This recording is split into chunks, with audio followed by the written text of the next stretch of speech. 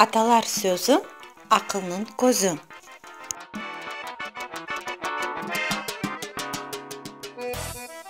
Қарға қарғаның көзіні чоқымас.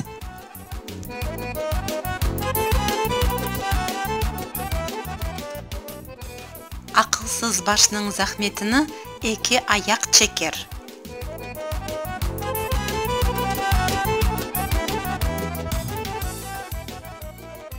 Сағлық байлық.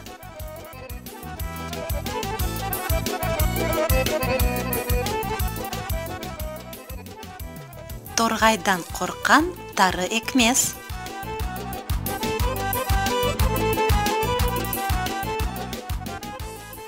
Қой көпексіз олмас, той давасыз олмас.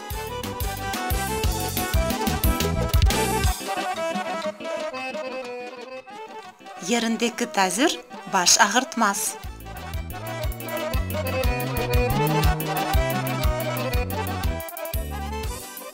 Тілі ұзын олмағаның яшы ұзын olur.